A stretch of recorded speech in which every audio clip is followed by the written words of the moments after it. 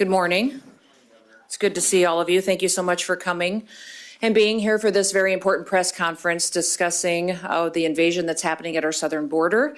Also, our South Dakota troops that are currently serving down there and what we're seeing in this country and in our state as far as cartel and their affiliates, activities as far as drug proliferation and trafficking and the crime and violence that we're seeing.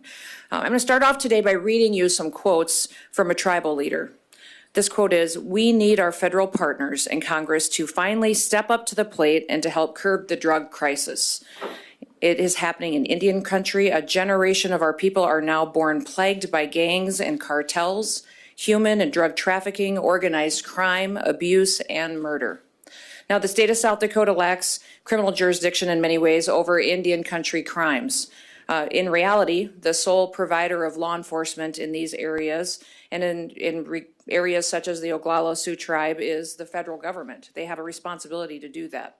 We believe that this federal neglect has resulted in the cartel and their affiliates moving into our reservations, an increase in overdoses, an increase in crimes and violence, a proliferation of drugs that we've seen in recent years, and even drugs and guns that are more present on our school properties in those areas. 5 years ago, we hardly knew about fentanyl or what its impact was or its presence in the state of South Dakota. Today, we have rampant overdoses, we have violence, guns, cartels and their affiliates throughout our reservations and throughout the reservations in this country. Drug use and drug dealers are running rampant on many of these reservations, and the communities and the towns and the people and the families that live there are the true victims. I hope that we all recognize that that's why we are here today, is to talk about those victims and to work together in new agreements and partnerships to help bring them more safety and to make sure that their children can grow up in a country where they have opportunities. If we cannot stop the flow of drugs and the movement of this activity on federal lands that are under federal jurisdiction, something is very wrong with our current system. Now, these statements were made just 5 months ago in testimony in front of a U.S. Senate Committee on Indian Affairs by President Frank Starr-Comes-Out of the Oglala Sioux tribe. Yes, the quote that I read at the beginning of this press conference came from the president of the Oglala Sioux tribe, President Frank Starr-Comes-Out. It's the same President Starr-Comes-Out who has banished me from his reservation for making very similar comments, for saying the exact same thing that he said in front of that Senate committee, as far as the factual information, that the drug cartels and their affiliates and their criminal activity have made all of our communities unsafe. They've especially made our tribal reservations unsafe. And the problem doesn't start there. It starts thousands of miles from there.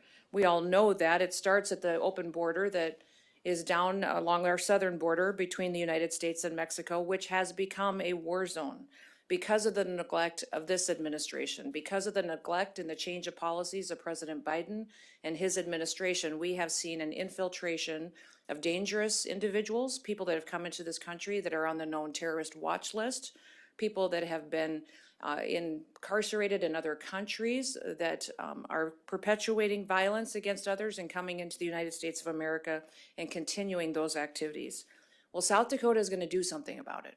We're not going to stand by and continue to ignore the problem that we're seeing every day right here in South Dakota. We're doing something about it at the border, and we're going to do something about it right here at home. Now, I just got back yesterday from a trip down to the southern border, visited with our soldiers that are currently deployed there. Currently, we have 20 National Guard soldiers that are serving. They're under the command of Lieutenant Hansen, who's doing a fantastic job working alongside Texas National Guard to build a barrier wall that is extremely effective at keeping the border secure. I was super impressed with them, and I was very grateful to have several people from South Dakota travel with me. You'll hear from them today. I had Secretary Flute come with me. He will share with you some stories of what South Dakotans are saying about this situation. We also had Elgin Young come along with us. He is our new tribal liaison and advisor to law enforcement that works for the state of South Dakota. He will share some of his experiences and his background with you. I also was blessed to have 3 of our legislators travel along with us. Senator Erin Tobin came with us. She couldn't be here for the press conference, but she was along for the day and met with the soldiers and got to see some of the activities that we partook in with the Border Patrol. And then also, we had J.D. Wangsness come along, and then Senator Walsh traveled, and they are here with us today. We're also very grateful to have some of our local sheriffs that have mutual aid agreements with our tribes and are asking for more. And we'll talk about what we can do to improve those kinds of agreements and what we can do to train tribal officers here in South Dakota to make sure that they don't have to travel far away from their families, and what we're doing by creating a first of its kind law enforcement training academy as well. You know, when I visited with our South Dakota National Guard troops yesterday that are working to build that border wall, I was super impressed with them. They're an outstanding young group of patriots who are extremely grateful to be serving their country in this way. They know that what they're doing is making a difference. They're seeing that what they're building actually works, and they appreciate the fact that they get the chance to serve their country in such a way. This is going to help us keep cartel-driven drugs and human trafficking out of our country, and they know that they are serving a life of significance by making sure that they're actively contributing to the safety and security of the United States of America. Those soldiers represent the 6th deployment of South Dakota Guard troops to defend our border. As you know, we have sent troops several times over, and we're the first state in the country to send National Guard troops when Governor Greg Abbott first asked for help. I also recently went down there when the federal government sued Texas and was trying to force them to tear down the barrier. And when I was down there, the one thing that Governor Abbott asked for was people who knew how to help build. People who were builders. And so that's why we have an engineering unit down there today that's helping to facilitate and partnering with them to do that. Now, a lot of folks across the country would say, why does a small state care so much? Why does South Dakota care so much that we are sending soldiers over and over again to help and to partner with Texas to do this? And it is because the federal government is failing. They're not doing their job. And let me be clear, the federal government is breaking federal law by the policies that they have in place today. And so we will step up and we will continue to protect and do our role to protect the people of South Dakota and make sure that they are as safe as possible. Those failed border policies of President Biden have turned South Dakota into a border state, and we've seen the effects here every single day with the crime and the violence that's perpetuated within our own state borders.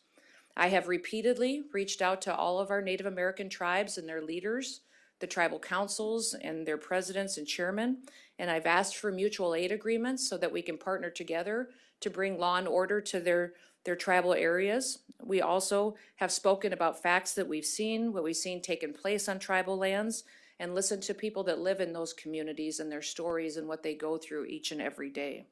Instead of working with me, many of them have chosen to banish me. And I will ask them right back, why have they not banished the cartels? Why have they not banished the cartel's affiliates? Why have they focused their attention on me, who has only offered them help, and not gone after those who are perpetuating violence against their own people?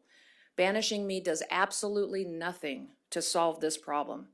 And all it does is help those who are perpetuating horrible violence and crimes against the people that are citizens of the state of South Dakota. I'm calling on all tribal leaders to address the cartels and the cartel affiliates from tribal lands. I'm going to speak to some of those facts today, and I'm also going to share some information with you that you maybe haven't known before. If you remember the last time I went to the southern border, I immediately came back and addressed the legislature. And the reason I did that was to be transparent, to share everything that I knew with the legislators on what I saw down there, what I heard, and what an unprecedented time we were serving in to see what was going on down at the southern border. Today is another one of those days where you may not be aware of really what all is going on in this country because you certainly haven't covered it in your news coverage. There have been over 80 stories written about me being banished. There hasn't been a single story that I've read to where you've really held a tribal leader accountable to seeing what they're doing to get rid of those who are perpetuating violence in their tribal areas. I would encourage you to go to our tribal leaders, to our presidents and our chairmen, and say, what are you doing to banish the cartel affiliates and the cartel that's in your areas? I'm going to speak to some of that today because it hasn't been widely reported. And when I gave my address about the war zone at the southern border to that joint session, I referenced a particular gang that we have seen operating on the Pine Ridge Reservation, and also a gang that calls themselves the Ghost Dancers. I know that many people said that I shouldn't have said the name of the gang, but I did not name the gang. They named themselves. They wear the patches proudly. It is a matter of fact in investigations. It's part of their strategy to hide behind this name so that people won't say it. But the truth is that this gang, the Ghost Dancers, is a Banditos, or in support of the Banditos Motorcycle Club. Now, FBI intelligence going back over a decade has shown that cartel affiliates and the cartels have been operating in tribal areas throughout this country. We know that for a fact. Look at the pictures that I'm showing you today, and you will see the patches. You will see the presence of them in areas of the state and without other parts of the states, and drug trafficking on our reservations. Often use our reservations to hide because of jurisdictional challenges that we face. In one case, we had 3 drug traffickers, one from Guatemala, one from El Salvador, and another one that came into South Dakota to distribute meth, fentanyl, and heroin. They were pursued by law enforcement. They hit on the reservation. They wanted a new ride. They carjacked. It ended up with an FBI employee getting involved, and thank goodness the FBI employee was able to escape, but it was a well-reported fact. But what I would say is that these situations don't only happen on one reservation. They happen on other reservations, and not just in South Dakota, but in other states as well. This is a nationwide crisis that we see people who are committing crimes using our tribal areas as safe havens to proliferate a lot of their drugs and their trafficking, their raping of women and children, and their selling of human beings and perpetuating violence against them. Now, just the largest fentanyl bust in South Dakota history took place recently on the Sisseton Reservation. The Roberts County Sheriff seized enough fentanyl to kill the population of the state of South Dakota 4 times over. And the perpetuators of this fentanyl smuggling ring were a woman from California and a man from El Salvador. I'd like to introduce to you Secretary Flute, and I'd like him to share a few of the stories that have come into my office since we've been drawing attention to this crisis that we're seeing in South Dakota. He'll share with you some of the stories and testimonies of people who live on our tribal reservations and what they're dealing with, and share some of that. And I want to remind you that Secretary Flute is a former chairman of the Sisseton tribe. He also served in our military proudly. I'm grateful he's in my cabinet and one of my closest advisors, and I appreciate him being with me here today. So with that, I'll let him share a few of the stories and testimonies from some of the people that he knows that have been dramatically impacted. All right, thank you, Governor. Wea mi taku dapi. Ya yuha chante washte na pechius api. Naha mi taku api. Excuse me. Duena tateo na Diana michihu o wopida tanka ichichi api. Na wasana dedya hibki wopida. I want to say good morning to each and every one of you. I am honored to be here to talk about how we can restore public safety on South Dakota tribal reservations. You know, Governor Noem is speaking the truth of what is happening across the state, including in our tribal communities. She's speaking up because she cares about the safety of our people. But don't take it from her, and don't take it from me. Take it from the hundreds of calls, emails, and text messages that our administration has received from folks on tribal reservations asking the governor and supporting the governor's work, asking her for her help. Now, I'm going to read just a few of those examples here today of the people that have called, emailed, and text messaged this administration. This is from the Cheyenne River Sioux Tribe. I disagree with the Cheyenne River Sioux Tribe's decision that banned you from coming here. To me, that speaks volumes for Cheyenne River Sioux Tribe and the guilt they are portraying to the claims you have made. Another one, tribal leaders do not speak for all tribal enrollees, and we have our own voice. The drug use on the reservation needs to be looked into. This is from a member of the Standing Rock Sioux Tribe. Another one, we received a call from an individual who worked in casinos for 20 years as a security officer and saw the sex and drug trafficking firsthand. They saw cartel members pretend to work on dairy farms as a cover, and that reservations are their favorite place to go. They were personally threatened by a cartel member while working at the tribal casino. One caller has experienced housing corruption of emergency management programs, and egregious misuse of federal funds on the Pine Ridge Indian Reservation. They have videos of drug deals and sex trafficking taking place. They say the federal government was kind enough to give the tribe money, and our tribe put our own people in poverty. Our own Indian people did this. Another one, and finally, an anonymous member of the Oglala Sioux tribe called to thank the governor speaking the truth and stated that there is corruption amongst the tribal council and tribal employees covering for one another. The tribal council gave themselves a $10,000 raise, and some of them do not even live on the reservation. She stated that some of the council members are the largest drug dealers on the reservation, and that they personally benefit from cartel being on the reservation. She stated that if tribal employees ask questions or push back, they are blackballed. They will lose their job, and they will be prohibited from working any place on the reservation. And finally, I'd like to say that Governor Noem wants our kids and our families to live in safe homes and safe communities. The reality is, tribal law enforcement does not have jurisdiction over non-tribal members. That's how the cartels slip through the cracks. There aren't tribal members. They are not tribal members, and there is not enough federal law enforcement presence to enforce the law. So as long as they are careful, they can hide on our reservations and take advantage of our tribal communities. I know families who have lost loved ones to overdoses and drug-related murders. I live on the reservation. I see it firsthand. And it is not always spoken out loud, but those drugs from the cartels, they come from the cartels.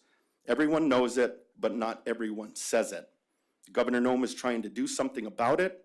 She will not remain quiet, and neither will I. She is offering her help, and she is offering her heart. I have seen her step up for our tribal communities again and again. She is again stretching her arms out today to our Indian people. All of our tribes need to meet her in the middle and come to the table and talk. Thank you. Thank you, Secretary Flute. We have been overwhelmed with the amount of phone calls, emails, conversations, meetings that I've personally had with people who have come to share their stories and their testimonies with us. Many of them are fearful of consequences of speaking out. Many of them realize it could financially hurt them with the tribe, that it could hurt their safety of their families, and they live in dangerous communities where they're not certain if their kids or their family members will be safe.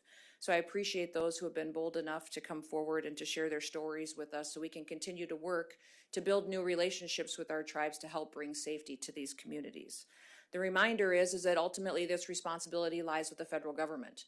They are the ones who have the responsibility for law and order in tribal reservations. We've had many conversations over the years with what the federal government should be doing and how they should be funding of public safety for our tribal reservations, how they are underfunding. And I have a long record of saying that they are underfunded, but we also need to make sure that those dollars are being spent appropriately once they get to the district level, once they get to the tribal level, once they get to the area level, that those public safety dollars are truly being utilized to make these communities more safe. I have a clip I want to show you right now. I've been calling out on this truth for months, asking for some coverage and for people to become aware of the true problem that we're dealing with here in South Dakota, how dangerous it is for our children and for our families that live in our tribal reservations, but even off of our tribal areas, the impact that we're seeing an increase in crimes and drug overdoses and fentanyl. I've asked our reporters to cover that and to go down there and to take their cameras and interview people that are living in these situations. I have not seen that. I have not seen the South Dakota media focus on it. It's been very disappointing for me to see the lack of coverage that has happened. But somebody else is covering it. You've probably heard of Chris Hansen. Chris Hansen from To Catch a Predator. He is well known, and earlier this week he shared with me some of the findings from his investigation that he conducted on the Pine Ridge Reservation and other reservations in the state of South Dakota. He showed me some video clips and his interactions with tribal members. Long story short, he has eyewitness testimony and documented proof that there is drug cartel presence and affiliates on reservations. And with that, I want to just show you one short clip of what he is working on to talk about the fentanyl crisis here in the United States and what we see happening right here in South Dakota as well. So with that, I'll turn your attention to the clip.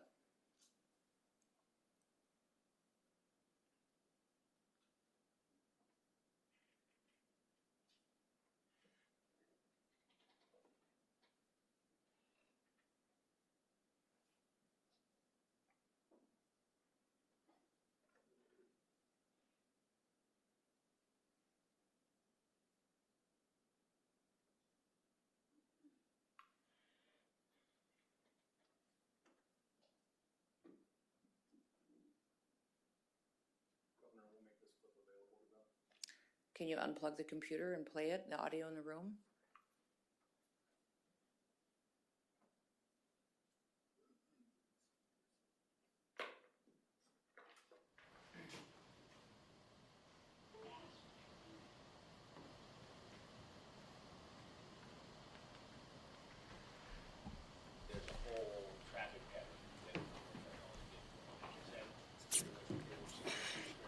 Yes, we've dealt with the cartel already here, and we had people from the reservation that's been killed by the cartel. Where is the fentanyl coming from? Right now, as far as we know, it's all comes from Mexico. Mexico. It comes from Mexico and it comes through different channels, Denver, different places like that, right here to the reservation. These are vast communities, living in some cases destitute. The cartels have found a haven. You know, they might hand them a couple of guns, some cash, say, go do this for me, and it makes them feel like somebody. So then that's how they get involved in it more deep.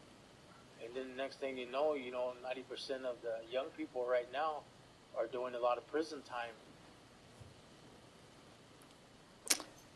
Now, our next speaker doesn't need Chris Hansen to tell him about how drugs and cartel influence are destroying our tribal communities. Chris Hansen will be coming out with a lot more footage and a lot more information that he gathered while he was here in South Dakota. And he is doing a larger series that has to do with fentanyl in the United States of America, but focusing as well on well-documented testimony and evidence of what is happening on reservations throughout the country. But the next speaker that we have doesn't just hear the stories, he actually has lived it. I'm proud to welcome someone to our team that has a long history of serving this nation in the military. He also worked within BIA for many years, the Bureau of Indian Administration, understands how funding comes to our tribes and how it flows to our tribes and how it can best be utilized, and recently served as a chief of police down in Pine Ridge as the Oglala Sioux Tribe's chief of police for several years, and now he is an advisor to me on law enforcement, what we can do to build mutual aid agreements to bring more safety to these communities. He's done his very best his entire life to keep his community safe, even when he's been faced with incredible challenges such as an inadequate federal funding. I'd like to welcome Algin Young, our new tribal law enforcement liaison, to say a few words today. Thank you, Governor. Good morning. My name is Algin Young. I'm an enrolled member of the Oglala Sioux Tribe. I have over 23 years of Indian country law enforcement with both BIA and tribal programs. I was Associate Director for BIA, as well as a Regional Agent in Charge and Director for Indian Highway Safety, just to name a few positions. I am very proud to join Governor Noem and her administration in the role of tribal liaison between the state of South Dakota and each of the 9 tribes. I will also be a senior advisor to the Governor's Office, the Department of Tribal Relations, and the Department of Public Safety. In this position, I get to stay connected with Indian country law enforcement and make a positive difference in South Dakota. I have testified in front of the United States Senate Committee on Indian Affairs about the drug crimes that impact our reservations. Recently, I testified to the increase of illegal drugs and the increase of gun crimes, which I testified to. Gun crimes are we were facing 2.5 gun calls a day in my previous position. In closing, I took the position with the governor because her position is they need help, and that's what we intend to work for. So thank you.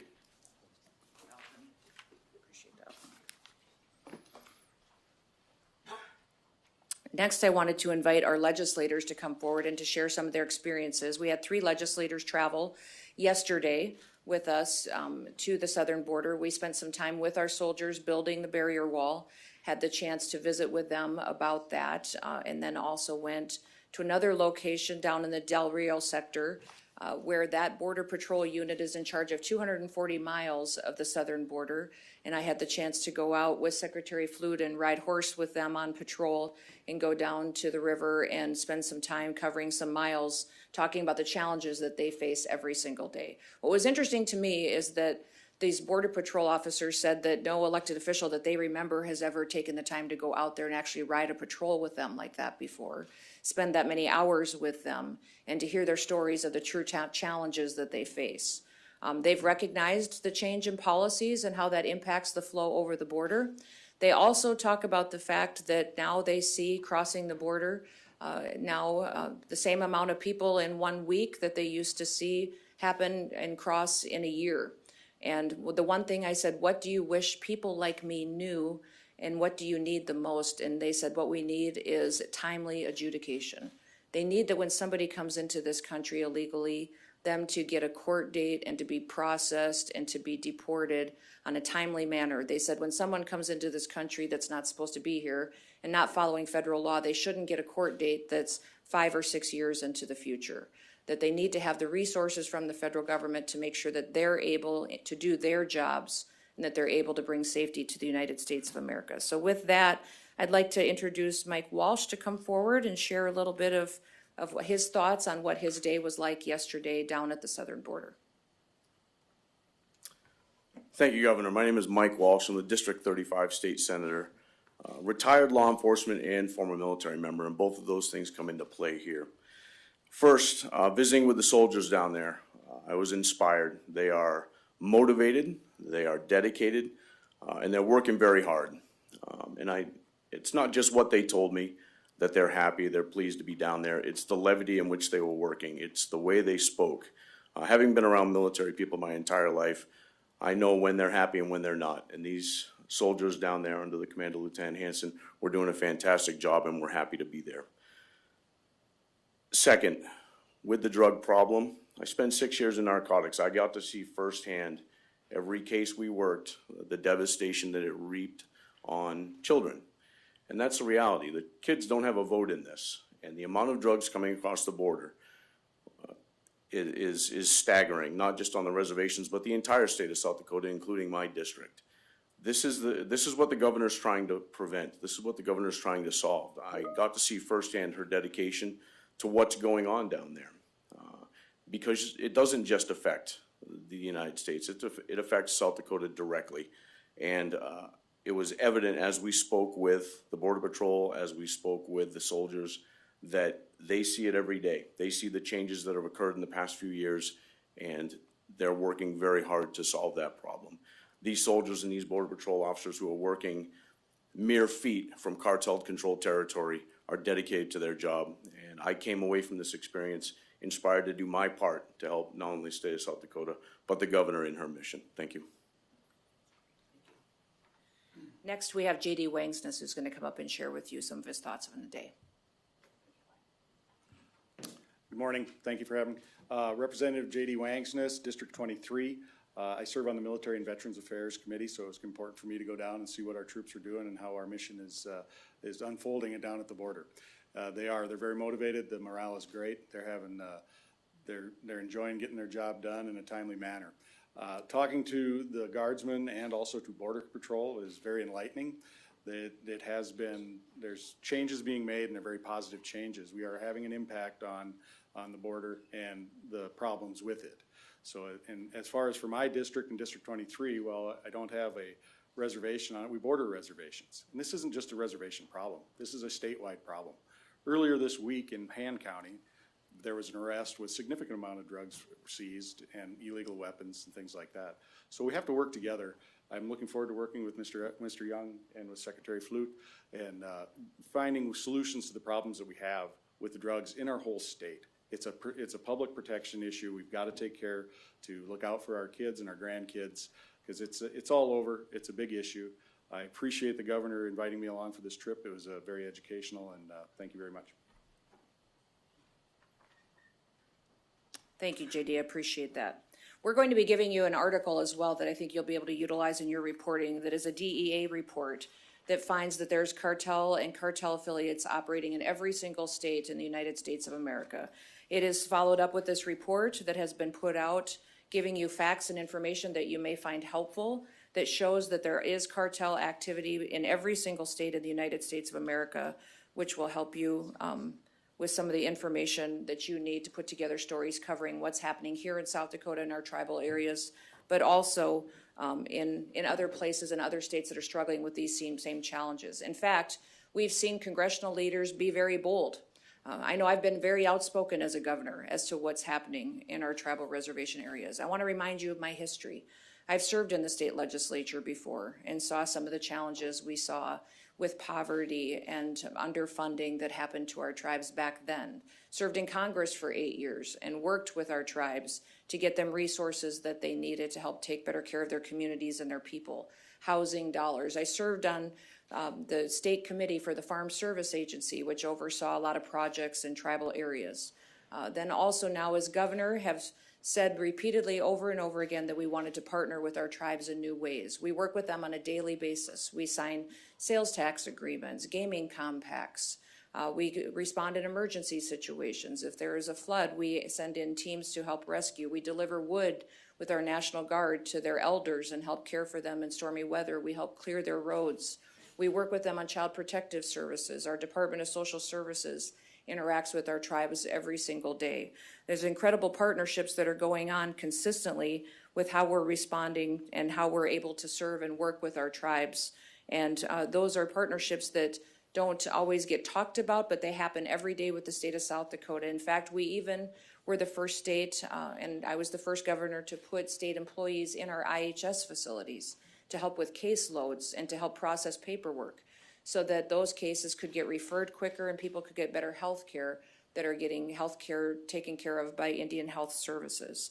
So with all of that, we have several congressional leaders that have been bold, speaking out on what they have seen as far as cartel activity in their states. We have videos that we will share with you after this press conference, but I want to read to you what some of their quotes were. One of them was from Senator John Tester, who is from Montana, and he said in a congressional hearing, "I can speak to this issue from the large land-based tribes which we have in Montana. I'm telling you what you guys live. We've got cartels in Indian country, and we've got a lot of bad shit going on." President Jeffrey Stiffarm from Fort Belcamp Indian Community in Montana also said, "We're fighting a losing battle. The cartels are winning. The drug dealers are winning, and they're overrunning our reservations. They encounter them, the cartels, pretty much on a daily basis, and the remoteness of our reservation and the access to get into the remote areas, it's pretty easy for these cartels to come through. There's back roads from the Rocky Boy Reservation to Fort Belknap, and that's one of the routes that they take. A couple of weeks ago, we had a cartel killing in Rocky Boy. They killed 2 tribal members. We are left alone to fight this battle." Representative Bruce Westerman from Arkansas, he said, "Just recently we held a field hearing down in southern Arizona, and Sheriff Mac Daniels made a statement, 'We're no longer dealing with an illegal immigration problem. We're dealing with an organized crime problem that reaches from sea to shining sea, and that includes Indian country.'" And then President Frank Starr comes out from the Oglala Sioux tribe right here in South Dakota.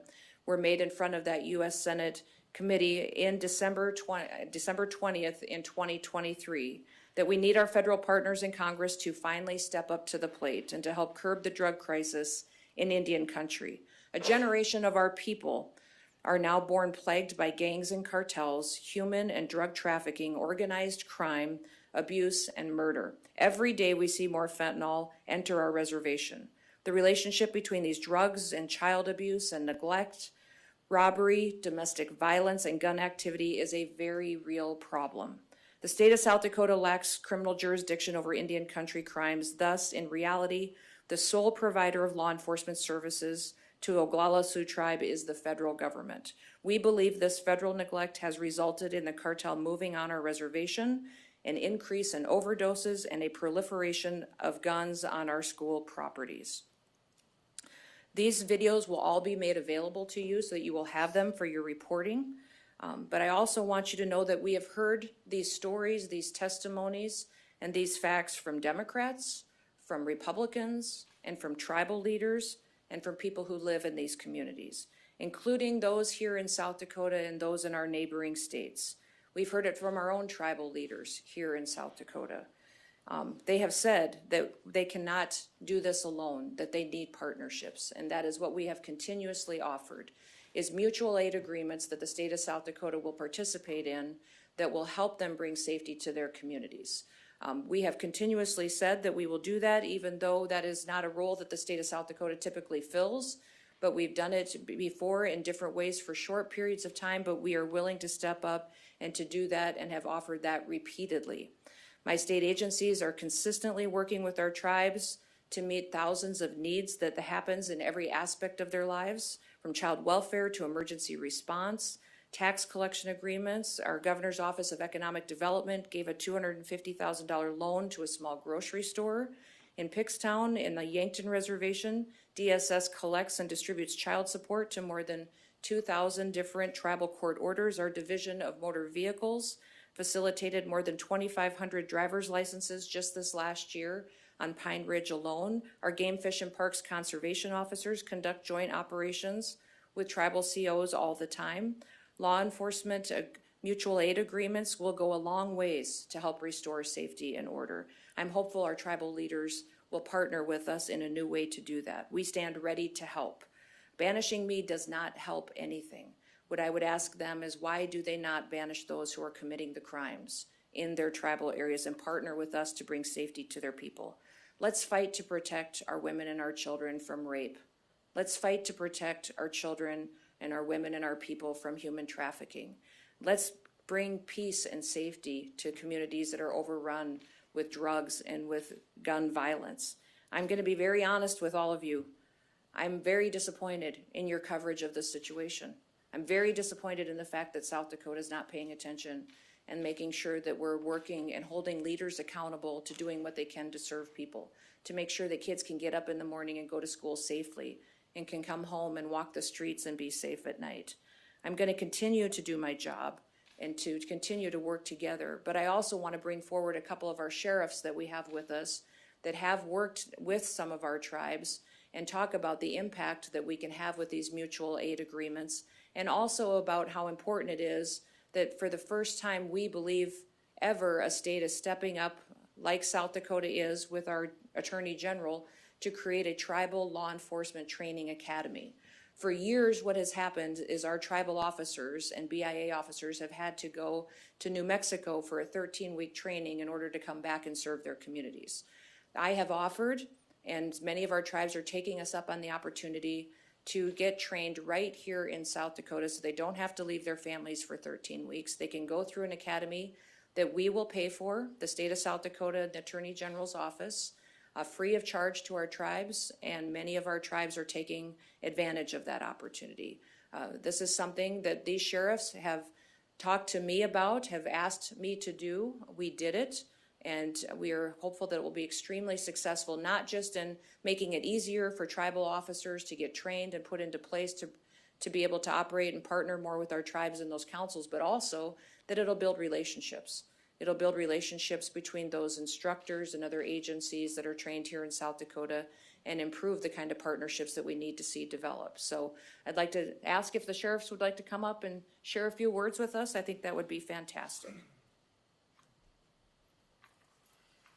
Hello, my name is Ash Arpan. I'm the sheriff for Dewey County. I'm a member of the Cheyenne River Sioux tribe, and my county is on Cheyenne River. I am a veteran officer, police officer. I myself know what it's like to be assaulted in the line of duty. When I was a tribal officer, I was stabbed by an individual that was under the influence of drugs. And so I got to see the impact to my family, being a victim and being placed in that situation. So when we talk about the drug issues on the reservations, it rings true to me.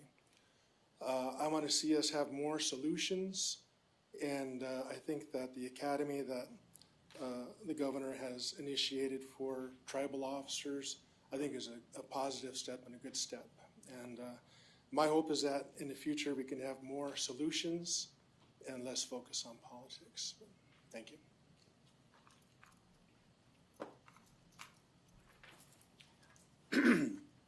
My name is Gary Cudmore. I'm the sheriff of Zebah County up in Dupree. I'm an enrolled Cheyenne River tribal member. The academy that the governor has started up will be a great thing because like I said, you go to Artesia, I've been to Artesia, to the Indian Police Academy for 13 weeks solid, came back, got hired on with the sheriff's office. I went through the state academy. It was good because I was home on the weekends. I could work a couple shifts. I still had a home life. But, you know, when you're stuck down in Artesia for 13 straight weeks, it gets a little nerve-wracking with everything else. But like I said, the program that the governor is starting up, you know, everything's paid for. They can come home on the weekends, still have some family time, and I think it's a great asset for our reservations.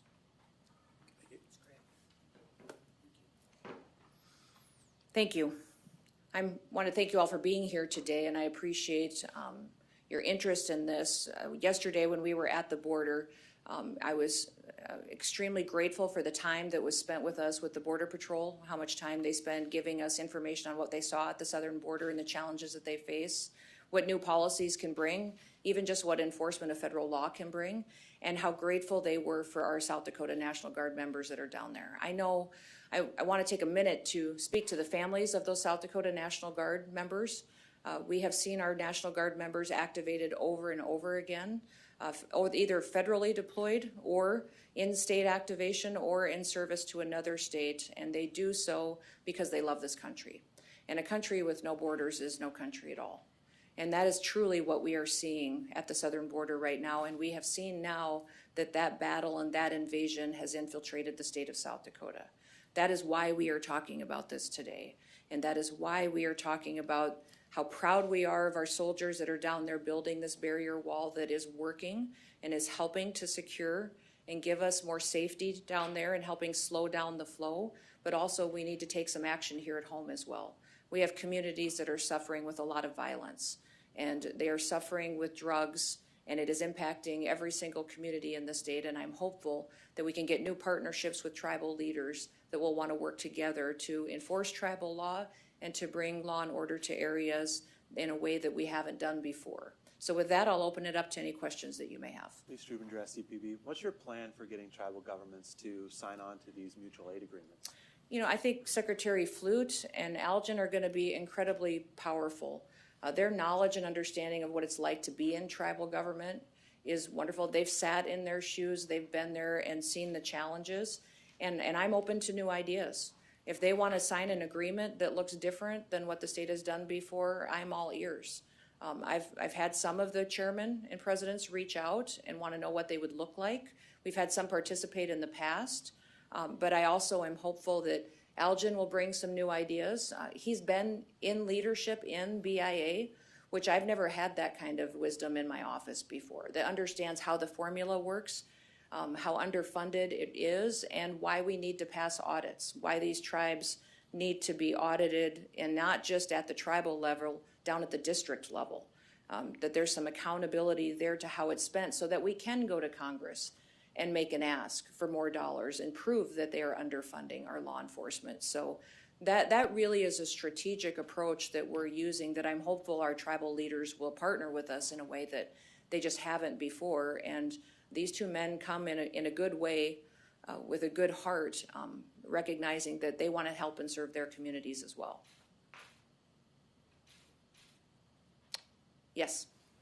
South Dakota Searchlight, how many officers have signed up for the training course, do you know? You know, it's fluctuated because they sign up and then they go through background checks and paperwork. I think at this point in time we have 13.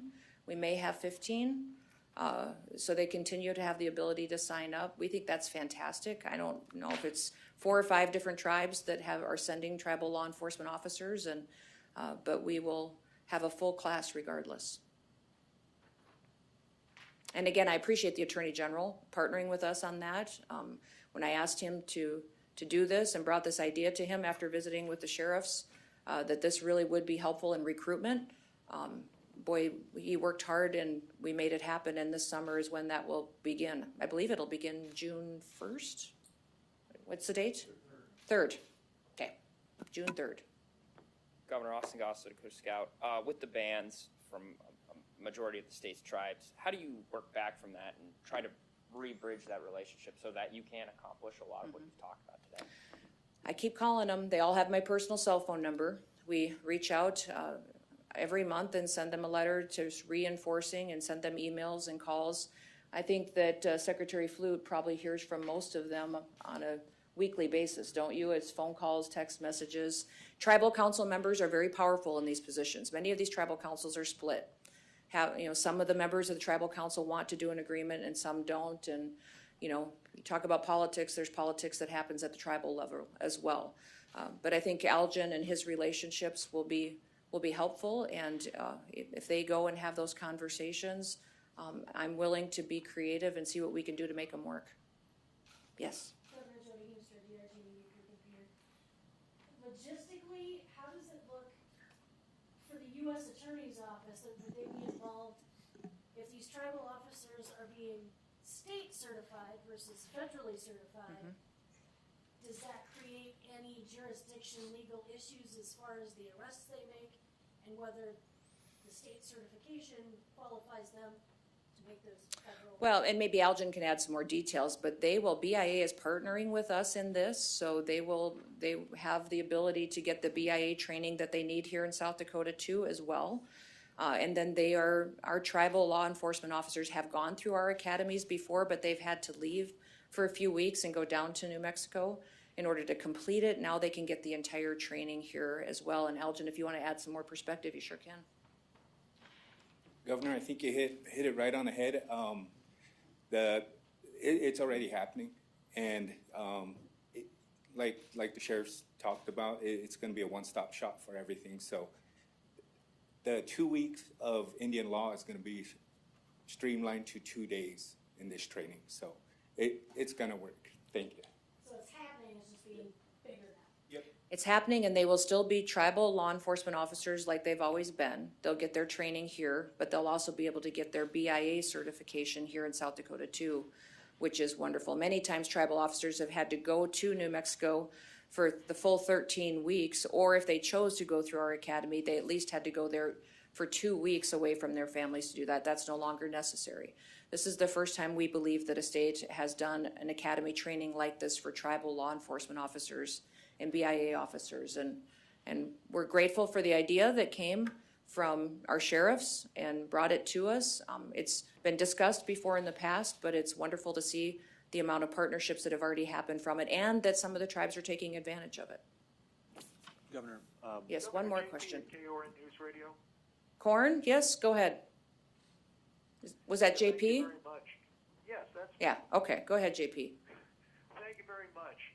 I was wondering regarding reaction from the federal side of law enforcement here. What are they thinking about the state providing the training to the tribal officers?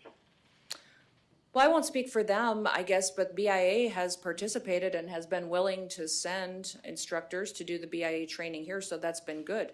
It's been wonderful. The problem we have, I think, is not enough hands on the ground, feet on the ground, help on the ground as far as federal agencies and resources. So we're going to continue to advocate for that. I think that is something that we'll be working with our federal delegation to make sure that we have more funding that comes to the tribes that is actually put into officers and their training. And yes, last question. Yep.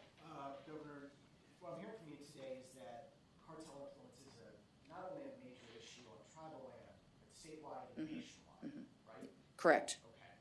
So why so much focus on tribal land and not Sioux Falls, where we have two major interstates intersect, where we have Rapid City or the Sooners Motorcycle Rally? Why focus on cartel activity so much on some of our most rural areas instead of our most urban areas? We are very focused in those areas, and we've got great partnerships there with local law enforcement, with leaders there. That happens every single day. The problem that we have right now is that these cartels and their affiliates are finding a haven in our tribal reservation areas, and the crimes that are being committed there have increased so dramatically the last several years. And these community members keep reaching out asking for help. Everybody knows that when you get into tribal areas, the jurisdiction challenges are there. What's the responsibility of the federal government? What do the treaties say is the responsibility of the federal government versus the state? They're a sovereign nation, so that's a different relationship than what we have with the city of Sioux Falls or the city of Rapid City, but counties sign mutual aid agreements with our tribes as well. So that's a wonderful model that we can participate in. My message to our tribal leaders is bring to me your ideas. Let's work together. Stop focusing on politics and banishing me. Bring to me a solution. Let's banish the cartels and their affiliates from your land so that we truly can protect all of our people. Governor, With one that, of the tribal I will chairmen has thank asked you for an very apology much. about comments you made about children on the reservations.